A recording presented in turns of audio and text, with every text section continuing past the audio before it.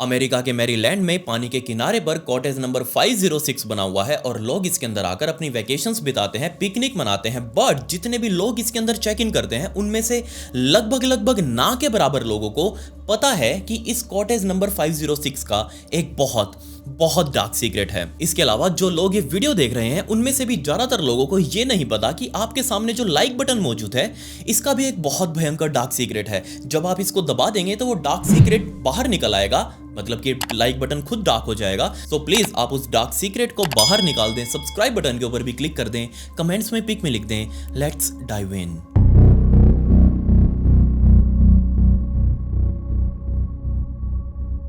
14 फरवरी 1998 की दोपहर को मैरीलैंड में रहने वाले स्टीव और किम नाम का एक मैरिड कपल अपनी बेटी को लेकर अपने घर से बाहर निकला और पड़ोसियों के घर पर गया और वहां जाकर अपनी 8 साल की बेटी को पड़ोसियों के पास छोड़ा और दोनों वापस यानी कि कपल अपना हाथ पकड़कर अपनी गाड़ी की तरफ आए। स्टीव आके ड्राइवर सीट के ऊपर बैठा, किम आकर साइड में पैसेंजर सीट के ऊपर बैठ चुकी थी। स्टीव ने गाड़ी स्टार्ट करी। अब ये दोनों पूरा वीकेंड मनाने के लिए, अपनी छुट्टियां बिताने के लिए अपने घर से बाहर निकल चुके थे। गाड़ी में बैठे हुए दोनों ही लोग बहुत ज्यादा एक्साइटेड थे अपने इस ट्रिप के लिए, क्योंकि पिछले बहुत लंबे टाइम से स्टीव अपनी पत्नी किम के लिए एक सरप्राइज प्लान कर रहा था और फाइनली आज ही दिन आ चुका था जब ये सरप्राइज रिवील होने वाला था किम के सामने। क्योंकि पिछले बहुत लंबे टाइम से स्टीव अपने घर पर रहकर, फोन पर रहकर अलग अलग जगह पर अपनी तैयारियां कर रहा था, अलग अलग लोगों से अपनी प्लानिंग को एग्जीक्यूट करवा रहा था। और जब भी किम उससे पूछती कि आखिर तुम ये क्या करने वाले हो, तो उसके सामने जस्ट वो यही कह देता कि एक बहुत बड़ा सरप्राइज है और वो तुम्हारे लिए है और जल्दी ही तुमको मिलने वाला था। और फाइनली 14 फरवरी 1998 यानी कि वैलेंटाइन डे,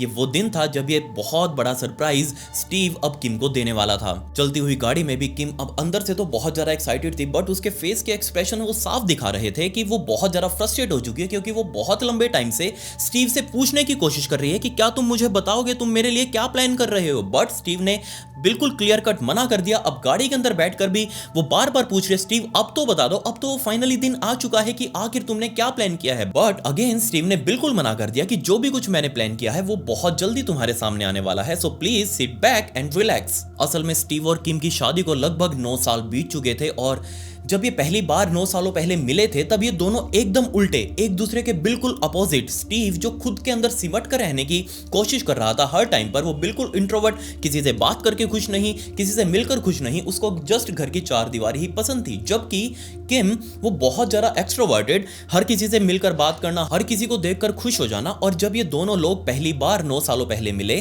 तब यही इनका अनलाइकलीनेस ही था, मतलब कि इन दोनों का जो खूबी थी, एक इंट्रोवर्ट एक एक्सट्रोवर्ट, जब इन दोनों ने पहली बार एक दूसरे को देखा तो यही खूबी इनको और ज्यादा पास लेकर आई। उस टाइम पर किम की उम्र 20-22 साल के आसपास की, उसने अभी अभी कॉलेज ड्रॉप किया था, जबकि स्टीव की उम्र उस टाइम पर तकरीबन 25 साल के आसपास की हो चुकी थी। और मिलने के साथ ही किम ने स्टीव को सब कुछ बताया कि उसका पास्ट के रिलेशनशिप्स बहुत बुरे रहे हैं, बहुत सारे लड़कों ने उसे यूज एंड थ्रो किया, वो अलग अलग पार्टीज के अंदर जाती थी, अलग अलग लड़के उसे मिले, हर किसी ने उसके साथ जस्ट वादे ही किए, प्रॉमिस किए, बट उन प्रॉमिसेस को कभी किसी ने पूरा नहीं किया। और दूसरी तरफ स्टीव 6 फुट 4 इंच लंबा, हट्टा कट्टा फुटबॉल का प्लेयर। और जब इन दोनों ने आपस में पहली बार एक दूसरे को देखा तो बिल्कुल लव एट फर्स्ट साइट वाला सीन बना। किम यहां समझ चुकी थी कि स्टीव और लड़कों से बिल्कुल अलग है, ये इंट्रोवर्ट है और ज्यादा किसी से लिंक भी नहीं रखता, मतलब इसके साथ उसकी अच्छी पट सकती है। इनके रिलेशनशिप को अभी कुछ ही टाइम बीता था और जल्दी ही किम प्रेग्नेंट हो गई। और जैसे इस प्रेगनेंसी के बारे में इन दोनों को पता लगा तो ऑब्वियसली यहां स्टीव ने अपने घुटने पर आकर सीधा किम से शादी का प्रपोजल रखा और किम उसको मना नहीं कर पाई।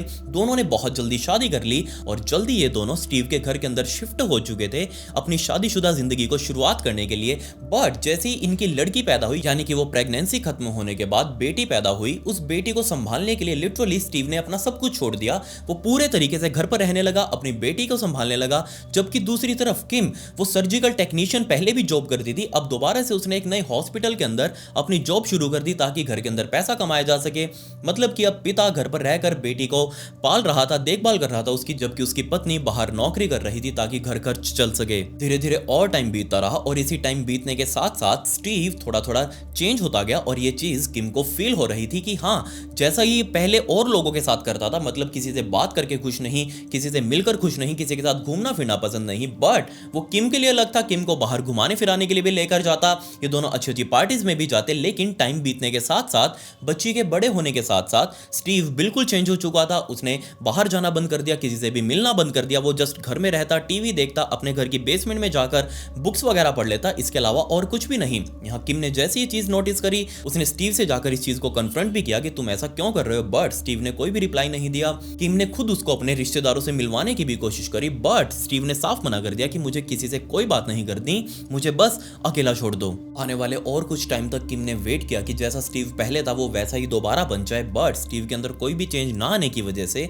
ये जो नया 1998 साल आया, उसी 1998 की जनवरी महीने में ही किम ने सीधा बोल दिया था स्टीव को जाकर कि देखो, मुझे नहीं लगता कि हमारा आगे कुछ हो पाएगा, इसलिए मैं डाइवोर्स के लिए फाइल कर रही हूँ और तुम भी प्लीज़ इस चीज़ को कोऑपरेट करना। जैसे ये चीज़ स्टीव ने सुनी, उसको समझ आया कि आखिर वो पिछले इतने टाइम से आखिर क्या कर रहा है अपनी बीवी किम के साथ। उसको समझ आ चुका था कि जो वो कर रहा है वो बहुत बहुत बुरा असर छोड़ रही है इन दोनों के रिलेशनशिप के ऊपर, इसलिए उसने दोबारा से खुद को चेंज करने का सोचा और जाकर सीधा किम के पैरों में पड़ गया और उसके पैर पकड़कर बोलने लगा कि प्लीज़ मुझे एक और चांस दे दो, मुझे बस अपने आप को प्रूव करने का एक मौका दो, मैं सब कुछ ठीक कर दूंगा, जैसा पहले था बिल्कुल वैसा ही सब कुछ हो जाएगा। आखिरकार किम उसकी बीवी थी, उसने जस्ट स्टीव की तरफ देखा और उसको पकड़कर खड़ा किया और कहा कि ठीक है, मैं तुम्हें एक और चांस देती हूँ, देखती हूँ तुम मेरे लिए क्या करते हो। और इसके बाद से ही स्टीव ने प्लान बनाने शुरू कर दिए कि आखिर वो अपनी बीवी किम के लिए क्या कर सकता है। उसने काफी हफ्तों तक तैयारियां शुरू करी और फाइनली 14 फरवरी 1998 का दिन आया, जब वो दिन था जब उन्होंने अपनी बेटी को पास ही के पड़ोसी के घर छोड़ा और ये खुद दोनों गाड़ी में बैठकर वहां से निकल गए। अब स्टीव ने सब कुछ प्लान किया था, किम को कुछ भी नहीं पता। किम बहुत ज्यादा अंदर से एक्साइटेड देखने वाली थी कि आखिर उसका पति उसको कैसे प्रूव करता है कि वो आज भी उससे उतना ही प्यार करता है। तकरीबन 1.5 घंटे तक गाड़ी चलाने के बाद फाइनली स्टीव अपनी गाड़ी लेकर सीधा हार्बर टाउन गोल्फ रिजॉर्ट की पार्किंग लॉट में पहुंचा। वहां पर गाड़ी अपनी उसने पार्क करी और दोनों गाड़ी से बाहर निकले। अब फाइनली उसका सरप्राइज शुरू होने वाला था अपनी पत्नी के लिए। दोनों लोग गाड़ी से बाहर निकले, स्टीव ने किम का हाथ पकड़ा और ये सीधा वहां रिसेप्शनिस्ट काउंटर पर गए। वहां जाकर बताने लगा स्टीव की मैंने बुकिंग करवा रखी है यहाँ पर। और जैसे उस रिसेप्शनिस्ट ने रजिस्टर के अंदर देखा कि हाँ स्टीव के नाम से बुकिंग है, उसने तुरंत 2 गिलास दारू के भरकर सीधा सामने टेबल के ऊपर रखे, मतलब कि अपने काउंटर के ऊपर रखे, और 2 की कार्ड्स यानी कि चाबी वाले कार्ड्स निकालकर सामने काउंटर के ऊपर रखे और कहा कि आपने इस पूरे रिजॉर्ट की सबसे बढ़िया प्रॉपर्टी को चूज किया है। अब जैसे ये चीज इन दोनों ने सुनी, स्टीव ने किम की तरफ देखा और जब स्माइल करने लगा, दोनों ने अपने गिलास उठाए और साथ ही वो जो की कार्ड्स चाबी वाले कार्ड्स दिए थे वो लेकर ये दोनों वापस इस रिसेप्शन हॉल से बाहर निकले, अपनी गाड़ी के अंदर आकर बैठे। एक्चुअल में रिजॉर्ट बहुत बड़ा, अपने कॉटेज तक जाने के लिए इनको गाड़ी का इस्तेमाल करना था, तो वापस दोबारा से स्टीव ने गाड़ी शुरू करी, किम भी गाड़ी में आकर बैठी। अब ये दोनों लोग अपनी दारू पीते पीते गाड़ी ड्राइव करते करते सीधा कॉटेज 506 पर पहुंचे, जो कि स्टीव ने किम को सरप्राइज देने के लिए बुक किया था। अपने कॉटेज 506 के सामने स्टीव ने अपनी गाड़ी पार्क करी, गाड़ी से बाहर निकला, उसने आकर सीधा किम वाली साइड का दरवाजा खोला, किम का हाथ पकड़कर उसको गाड़ी से बाहर निकाला और सीधा कॉटेज 506 के अंदर गए। उन्होंने अपनी चाबी लगाई, दरवाजा खोला, अंदर गए। अंदर का हाल देखकर किम बहुत ज्यादा एक्साइटेड, वो इतना प्यारा कॉटेज देखकर बहुत ज्यादा हैरान हो चुकी थी। उसको विश्वास नहीं हो रहा था कि इतना बढ़िया सरप्राइज उसका पति उसके लिए प्लान कर सकता है। वो इधर उधर देख रही थी, दिखने में कॉटेज 506 बहुत बढ़िया। अब जैसे ही वो इधर उधर देख रही थी, उसको बीच में पड़े हुए कॉफी टेबल के ऊपर एक कार्ड दिखाई दिया। अब जैसे ही किम का ध्यान उस कार्ड के ऊपर गया, उसने स्टीव की तरफ देखा, स्टीव ने उसको इशारा किया कि हाँ ये कार्ड तुम्हारे लिए ही है, जाओ आप उसको जल्दी से जाकर पढ़ो। किम ने जैसे वो कार्ड उठाया, ये असल में एक इनविटेशन था, एक थिएट्रिकल परफॉर्मेंस का इनविटेशन। तो जैसे ही किम उस परफॉर्मेंस के इनविटेशन को पढ़ने लगी, उसको विश्वास नहीं हुआ कि हाँ उसके पति ने ना सिर्फ यहाँ पर ये रूम बुक किया है, मतलब ये कॉटेज 506 बुक किया है, बल्कि इस रिजॉर्ट के ग्राउंड में रात को होने वाले एक बहुत ही शानदार रोमांटिक डिनर थिएट्रिकल परफॉर्मेंस का भी पैकेज बुक किया है। अब ये दोनों जल्दी रेडी होने वाले थे उस परफॉर्मेंस में जाने के लिए। असल में जो थिएट्रिकल परफॉर्मेंस स्टीव ने बुक करी थी किम के लिए, ये एक थिएट्रिकल शो होने वाला था जिसका नाम था ब्राइड हू क्राइड, मतलब कि इसके अंदर एक फेक शादी होने वाली थी, समझ सकते हैं आप, ड्रामा शादी होने वाली थी। उस ड्रामा शादी के अंदर शादी होते होते किसी एक का मर्डर हो जाता है, मतलब कि समझ जाइए आप, ड्रामा के अंदर मर्डर हो जाता है और बाद में जो ऑडियंस उस पूरे ड्रामे को देख रही है उनको फिगर आउट करना होता है कि आखिर ये मर्डर किसने किया है और क्यों किया होगा। जस्ट यही था उस पूरे ड्रामे के अंदर, और ये चीज यानी कि पूरी डिस्क्रिप्शन उस इन्विटेशन कार्ड के अंदर भी लिखी हुई थी। तो ये दोनों बहुत ज्यादा एक्साइटेड थे इस पूरे शो को देखने के लिए। सो तैयार होकर दोनों ने एक दूसरे की तरफ देखा, स्टीव ने भी किम को देखकर स्माइल किया। किम बहुत जल्दी से भागकर उसने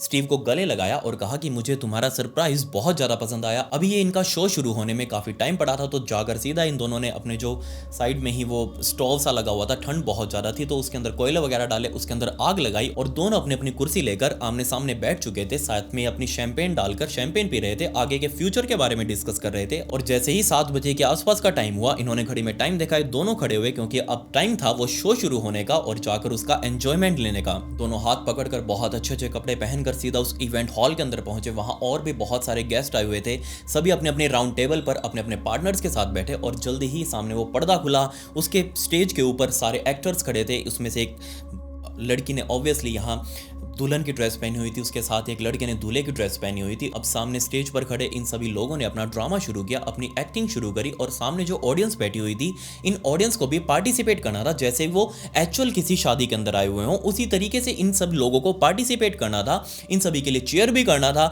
बिल्कुल ऐसा माहौल था जैसे सब कुछ रियल में हो रहा हो। जैसे ये ड्रामा शुरू हुआ, किम बहुत ज्यादा एक्साइटेड, वो बार बार एक्टर से बात कर रही है, बिल्कुल ऐसा प्रिटेंड कर रही है जैसे वो उन शादी में आए हुए सभी रिश्तेदार हों। और किम के लिए बिल्कुल ऐसा माहौल था जैसे उसके घर की शादी हो रही हो, कोई उसके रिश्तेदार की शादी हो रही हो और वो आए हुए सभी आसपास बैठे हुए गेस्ट से बातें कर रही है। स्टीव किम को देख रहा है, जस्ट वो उसको देख रहा है कि आखिर किम ये सब कुछ क्या कर रही है। सामने होने वाली इस ड्रामेटिकल शादी के अंदर जो दूल्हा था वो असल में एक माफिया ग्रुप का हिस्सा, माफिया ग्रुप का डॉन, और उसने अपनी दुल्हन के परिवार वालों को जान से मारने की धमकी देकर उनकी बेटी के साथ शादी करने की कोशिश करी। और जैसी ये शादी होने वाली थी उससे थोड़ी देर पहले दुल्हन के ही किसी रिश्तेदार ने एक शैंपेन का गिलास भरकर दूल्हे को दिया और जैसे ही दूल्हे ने वो शैंपेन का गिलास पिया, दूल्हा नीचे जमीन पर गिर गया और जस्ट उसकी मौत हो चुकी थी। मतलब ये एक ड्रामेटिकल शादी थी, ड्रामे के अंदर उस दूल्हे की मौत हो चुकी थी। अब सभी बहुत ज़्यादा एक्साइटेड कि आखिर इस दूल्हे को शैंपेन का गिलास किसने दिया, क्यों दिया, जिसने दिया वो इसका क्या लगता था और वो दुल्हन का क्या लगता है। मतलब कि अभी तक किसी को कुछ भी समझ में नहीं आया। ये एक प्रॉपर मर्डर मिस्ट्री बन चुकी थी उस ड्रामेटिकल शादी की। किम इस पूरे के पूरे शो को बहुत ज़्यादा एक्साइटमेंट के साथ एंजॉय कर रही थी, जबकि साइड में बैठा उसका पार्टनर यानी कि स्टीव, वो बिल्कुल चुप, वो एकदम शांत होकर जस्ट उस शो को देख रहा है। अपने माइंड के अंदर कुछ कुछ सोच रहा होगा, वो नहीं पता।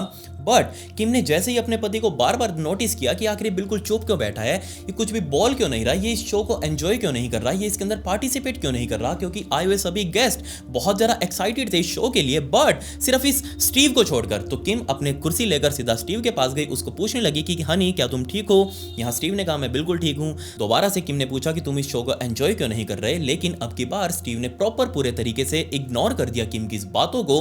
वो जस्ट उस शो को देख रहा है, ना तो उसके ऊपर कोई रिएक्शन दे रहा, ना ही कोई अपने कोई सवाल जवाब पूछ रहा किम से, जबकि किम बार बार स्टीव से पूछ रही थी कि तुमको क्या लगता है दूल्हे को किसने मारा होगा। बट स्टीव ने अगेन दोबारा से किम को इग्नोर कर दिया। ये सामने चल रहा शो अब लगभग खत्म होने वाला था। अब भी किम बहुत ज़्यादा ऑब्वियसली फ्रस्ट्रेट हो चुकी थी अपने पार्टनर स्टीव की वजह से, क्योंकि वो बिल्कुल भी उस चीज़ को फील ही नहीं कर रहा था कि हाँ साइड में उसकी पत्नी भी बैठी हुई है, ये सामने शो चल रहा है। वो जस्ट अपने आप में पूरी तरह से इंट्रोवर्ट होकर जस्ट वहाँ पर बैठा हुआ था। उसको ऐसा लग रहा था जैसे ये बहुत ज़्यादा हेजिटेट कर रहा हो, इसको बहुत ज़्यादा अनकंफर्टेबल फील हो रहा हो। खैर इस सारी चुप्पी को तोड़ते हुए किम ने खुद माइंड में सोचा कि हाँ चलो ठीक है, स्टीव ने बहुत ज़्यादा एफर्ट लगाए हैं उसको खुश करने के लिए, उसको थोड़ा सा अच्छा फील करवाने के लिए, तो यहाँ पर वो बिल्कुल भी लड़ाई नहीं करना चाहती। वो खुद से बार बार स्टीव को पूछ रही है कि तुम्हें आखिर क्या करना है, बट स्टीव ने अगेन कोई रिप्लाई नहीं दिया। सामने से दोबारा से किम ने स्टीव को कहा कि चलो क्यों ना हम बार वाले एरिया में चलते हैं, वहाँ पर जाकर एक एक ड्रिंक लगाते हैं, दारू का पैग लगाते हैं और उससे हो सकता है हमारा मूड और ज़्यादा अच्छा हो जाए। तो जैसे ही ये चीज़ किम ने कही, स्टीव ने किम की तरफ देखा और कहा कि चलो बहुत अच्छा आइडिया है। ये दोनों वहाँ से खड़े हुए सीधा बार वाले एरिया में गए, वहाँ जाकर एक एक पैग इन्होंने लगाया और इसी सुरूर में पैग के बाद पैग आते गए और 3-4 पैग जब दोनों ने लगा लिए तो इन दोनों ने वापस एक दूसरे का हाथ पकड़ा और हंसते हुए वापस अपने कॉटेज 506 के दरवाजे पर खड़े थे। दोनों बहुत ज़्यादा खुश। अगेन इन दोनों के बीच में जो बॉन्ड था वो वापस बन चुका था, मतलब अब सब कुछ परफेक्ट था। स्टीव ने अपनी चाबी से अपने कॉटेज 506 का दरवाजा खोला, दोनों अंदर गए। अंदर जाते ही किम ने कहा कि चलो मैं चेंज करके आती हूँ, कुछ अच्छा सा डाल कर आती हूँ कंफर्टेबल सा। तो किम वॉशरूम की तरफ जा चुकी थी, जबकि स्टीव उसने अंदर से दरवाजे को लॉक किया। दरवाजे को लॉक करके स्टीव अपने बेड के ऊपर आकर आराम से लेट चुका था। इसके तकरीबन 3 घंटे बाद इस कॉटेज 506 के बराबर वाले कॉटेज में फिलिप पार्कर नाम का एक व्यक्ति, जो कि अपने कॉटेज में उस टाइम पर आराम से सो रहा था और उसको नींदों में ही किसी के बहुत जोर जोर से चिल्लाने की आवाज सुनाई दी। फिलिप नींद से उठा और बराबर वाले बेड पर सो रहे अपने कजन को जोर जोर से बोल बोलकर उठाया। और जब ये दोनों लड़के उठे, इन दोनों ने वो आवाजें सुनी किसी के बहुत जोर जोर से चिल्लाने की। अब ये दोनों लड़के अपने कमरे से यानी कि अपने कॉटेज से बाहर निकले, सीधा उन्होंने कॉटेज 506 की तरफ देखा देखा और जैसे इन्होंने उस कॉटेज की तरफ देखा, लिटरली ये बहुत ज़्यादा शॉक्ड हो चुके थे। क्यों? क्योंकि इस पूरे कॉटेज 506 के दरवाजों से और खिड़कियों से बहुत गहरा काला धुआं बाहर निकल रहा था। अब ये दोनों लड़के सीधा इस कॉटेज 506 की तरफ भागे और मेन दरवाजे पर खड़े होकर उसको जोर जोर से पीटने लगे। बट 3-4 मिनटों तक पीटने के बाद ये समझ चुके थे कि अंदर से कोई भी दरवाजा नहीं खोल पा रहा। इनमें से एक व्यक्ति यानी कि फिलिप का कजन, वो पूरा इस कॉटेज 506 को घूमकर इसके पिछले वाली साइड गया जहां पर वो ग्लास स्लाइडिंग डोर लगाया गया था, शीशे वाला दरवाजा था, और उस शीशे वाले दरवाजे को जोर जोर से पीटने लगा कि क्या पता कोई इस दरवाजे को खोलकर बाहर आ जाए। वो अपना पूरा जोर लगाकर इस दरवाजे को खिसका रहा था कि किसी तरीके से वो इस दरवाजे को खोलकर या तो खुद अंदर चला जाए या फिर जो अंदर फंसा हुआ है वो बाहर आ जाए। फिलिप का कजन तुरंत भागकर वापस फिलिप के पास आया और कहा कि नहीं, दोनों साइड के दरवाजे पूरे तरीके से लॉक्ड हैं, मैं जाकर वहां रिसेप्शन हॉल से फायर एक्सटिंग्विशर लेकर आता हूं, मतलब वही सिलेंडर जिससे आग बुझाते हैं वो लेकर आता हूं। तो उसका कजन वो सिलेंडर लेने के लिए भागा, जबकि फिलिप दोबारा से उस मेन दरवाजे के ऊपर खड़ा होकर खटखटा रहा है, लेकिन अंदर से कोई रिस्पॉन्स नहीं आया। फिलिप घूमकर अब पूरा चक्कर लगाकर इसके पिछले शीशे वाले दरवाजे पर गया और उसने नोटिस किया कि उसके कजन ने एक साइड से इस दरवाजे को देखा है, जबकि दूसरे साइड वाला दरवाजा, मतलब आपने देखे होंगे वो ग्लास स्लाइडिंग डोर एक के ऊपर एक चढ़े होते हैं, ये इस तरफ से खिसकाया जा सकता है और वो उस तरफ से भी खिसकाया जा सकता है, मतलब ये दोनों साइड से खुलते हैं। जबकि फिलिप के कजन ने एक साइड से ये देखा था कि वो दरवाजा बंद है, दूसरे साइड वाला दरवाजा आधा खुला हुआ था और फिलिप ने बहुत जोर लगाकर वो दरवाजा पूरा खोला और अंदर जाने की कोशिश करी। फिलिप जैसे उस कॉटेज के अंदर घुसा, इतना काला घना धुआं उसके चेहरे पर आया जिससे उसको सामने कुछ भी दिखाई नहीं दिया। फिलिप नीचे की तरफ बेंड हो गया क्योंकि नीचे की तरफ धुआं इतना गहरा नहीं था, तो नीचे झुक झुक कर वो आगे की तरफ जाने लगा और आगे जाते जाते उसे नीचे ग्राउंड पर पड़े हुए किसी के पैर दिखाई दिए।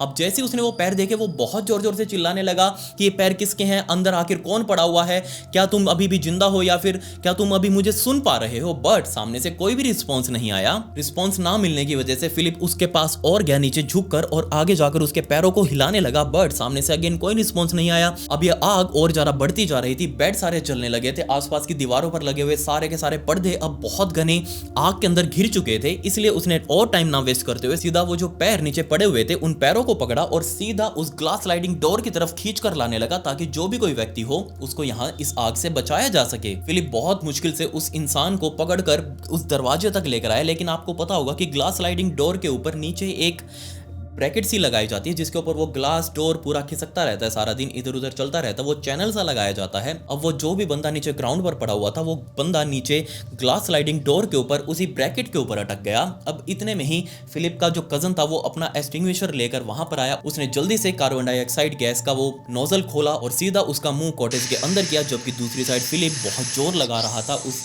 चीज को, उस इंसान को बाहर निकालने की कोशिश कर रहा था। अपना पूरा जोर लगाकर फिलिप ने किसी तरीके से उस इंसान को बाहर निकाला। उसका कजन अभी भी आग बुझाने की कोशिश कर रहा है, बट जैसे ही फिलिप उस इंसान को निकालकर बाहर खुले इलाके में लेकर आया और फिलिप ने उस इंसान को देखा तो लिटरली वो समझ चुका था कि ये इंसान तो अब मर चुका है। जी हाँ, ये जो भी इंसान था उसका चेहरा लिटरली पूरे तरीके से गायब हो चुका है, पूरे तरीके से राख बना हुआ था। अगर उसके ऊपर हाथ लगा देते तो वो झड़ जाता, इस तरीके से इंसान जला हुआ था। सो जैसे ये 1998 वाला साल शुरू हुआ था स्टीव और किम के लिए, और किम ने जाकर स्टीव को कह दिया था कि मैं तुमसे डिवोर्स लेने वाली हूँ। उसके बाद स्टीव ने प्लान्स बनाने शुरू कर दिए थे, उससे माफ़ी मांगनी शुरू कर दी कि हाँ मैं तुम्हें दोबारा से खुश रखूंगा। तो स्टीव ने जैसे वो प्लान बनाने शुरू किए, वो अलग अलग लोगों से बातें कर रहा था, अपना एक सरप्राइज प्लान कर रहा था किम के लिए। तो ना सिर्फ उस टाइम पर स्टीव अपना प्लान बना रहा था, बल्कि कुछ प्लान किम भी बना रही थी स्टीव के लिए। सो इस इंसिडेंट के तकरीबन 3 घंटे पहले किम, जो कि उस शो को निपटाने के बाद उस बाथरूम में जाकर चेंज करने के लिए गई थी, और स्टीव अपने बेड के ऊपर आकर आराम से लेट चुका था। सो कुछ मिनटों बाद जब दोबारा से किम उस वॉशरूम से बाहर निकली, उसने एक बहुत अच्छी रोमांटिक सी ड्रेस पहनी हुई थी, और स्टीव ने जैसे ही अपनी पत्नी किम को देखा उस रोमांटिक सी ड्रेस के अंदर, ऑब्वियसली स्टीव बहुत ज़्यादा एक्साइटेड हो चुका था। उसने किम की तरफ इशारा किया कि आओ मुझे ज्वाइन करो, और दूसरी तरफ किम वो अपने लगेज के पास गई। उस लगेज में से उसने एक छोटा सा और बैग निकाला और उस बैग को लेकर वो स्टीव के पास गई, उसके ऊपर बैठी, और जस्ट ये दोनों अब ऑब्वियसली एक रोमांटिक पोजीशन में थे और एक दूसरे के साथ रोमांस करने लगे। और यही रोमांस करते करते किम ने अपना वो छोटा सा बैग, उसकी चैन खोली और उस बैग के अंदर से एक सिरिंज बाहर निकाली। वो सिरिंज पहले से ही भरी हुई थी, उसके आगे नीडल भी लगी हुई थी, और जस्ट इस किम ने अपने एक हाथ से ही उस सिरिंज को बाहर निकाला, उस नीडल के ऊपर लगी हुई टिप यानी कि वो कैप को एक हाथ से ही उसको दूर किया, और जस्ट अपने पति स्टीव के साथ रोमांस करते करते उस सिरिंज को अपने दूसरे हाथ में पकड़कर बेचारे स्टीव की गर्दन के अंदर वो घोपा और पूरे के पूरा वो जो माल उस सिरिंज के अंदर भरा हुआ था वो एक ही बार में, एक ही शॉट के अंदर बेचारे स्टीव की गर्दन के अंदर जा चुका था। जी हाँ, ये जो इंजेक्शन इस किम ने अपने पति स्टीव को लगाया था, इसके अंदर भरा हुआ था सक्शनलोकोलिन। असल में सक्शनलोकोलिन को किसी भी पेशेंट को तब दिया जाता है जब वो पेशेंट बहुत ज़्यादा हाइपर एक्टिव हो चुका हो, वो काबू ना किया जा रहा हो, उसकी मसल्स को रिलैक्स करने के लिए इस सक्शनलोकोलिन की बहुत छोटी सी मात्रा दी जाती है। अगर किसी को भी ये बहुत ज़्यादा मात्रा में दे दिया जाए तो ऑब्वियसली वो बंदा सांस लेना भूल जाएगा, उसकी सांस लेने वाली मसल्स भी पूरे तरीके से रिलैक्स हो जाएंगी, वो अपना काम ही नहीं करेंगी। और दूसरी सबसे खतरनाक बात, ये सक्शनलोकोलिन बिल्कुल इंस्टेंट काम करती है।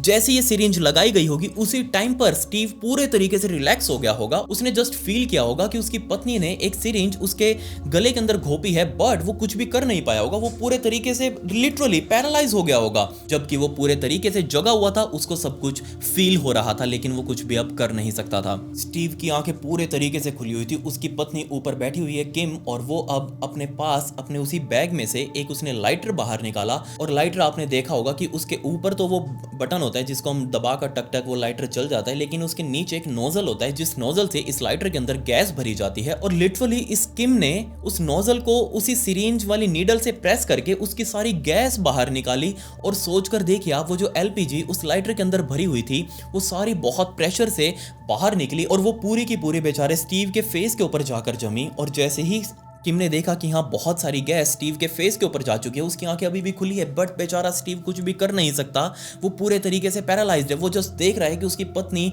आखिर उसके साथ क्या कर रही है। और जैसे ही वो पूरी की पूरी गैस खत्म हुई, बस लास्ट की कुछ बूंदें ही उस लाइटर के अंदर बची हुई थी। और बाद में सोच कर देखिए आप, जस्टिस किम ने अपने ही पति के छाती के ऊपर बैठकर अपने ही पति के चेहरे को लाइटर से जला दिया। उसने वो बटन दबाया और पूरा का पूरा चेहरा अब आग के अंदर लिपट चुका था। अपने पति को आग के हवाले करने के बाद ये किम उसकी छाती से उतरी और सीधा बाहर जाकर जोर जोर से चिल्लाने लगी। वो चिल्लाते चिल्लाते सीधा रिसेप्शनिस्ट हॉल तक गई, वहां जाकर चिल्लाने लगी कि उसके कॉटेज के अंदर आग लग गई है और उसका पति अभी भी उसी कॉटेज के अंदर, आप प्लीज जाकर हमारी मदद करो। और किम की चिल्लाहटें ही बराबर वाले कॉटेज में रह रहे फिलिप और उसके कजन ने सुनी थी। और फिलिप की जैसे ही नींद खुली, उसने अपने कजन को जगाया, ये दोनों भागकर सीधा उसी कॉटेज में गए। अब आप सोचकर देखिए इस किम का प्लान कितना सटीक था। इसने भागने के लिए मेन डोर का इस्तेमाल नहीं किया, बल्कि पिछले वाला वो ग्लास स्लाइडिंग डोर, उससे भागकर वो पूरा घूमकर सीधा रिसेप्शनिस्ट हॉल तक गई थी चिल्लाते हुए। उसको पता था कि अगर कोई भी व्यक्ति मदद करने के लिए आएगा, उसकी चिल्लाहट सुनकर मदद करने के लिए यहाँ भागेगा,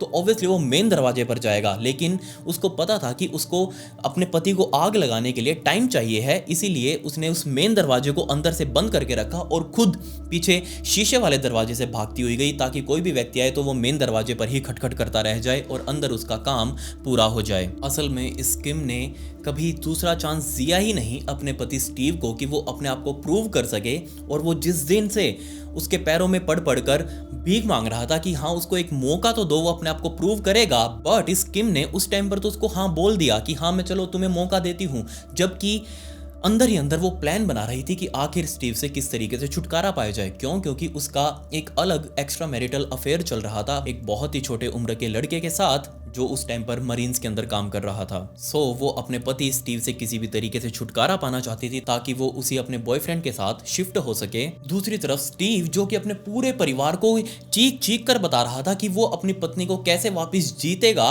वो उसको कैसे दोबारा से खुश करेगा, क्योंकि उसकी पत्नी उससे अब बहुत ज्यादा फ्रस्ट्रेट हो रखी है। वो उसके लिए बहुत सारे प्लान्स बनाएगा, उसको बहुत अच्छे अच्छे सरप्राइज देगा। जबकि दूसरी तरफ ये किम अपने दोस्तों को जाकर बता रही थी कि कैसे वो अपने पति का एक दिन मर्डर कर देगी। लेकिन जैसे ये बात उसके दोस्त सुनते तो ऑब्वियसली उन सभी को ये चीज़ मजाक लगती, लेकिन किसी को नहीं पता था कि ये चीज़ असल में ये किम एग्जीक्यूट करने वाली है। अब क्योंकि ये किम एक सर्जन टेक्नीशियन थी एक हॉस्पिटल के अंदर, तो उसको सक्शनलोकोलिन के बारे में अच्छे से पता था, उसकी पहुंच भी थी, उसको इजीली इसने अरेंज कर लिया।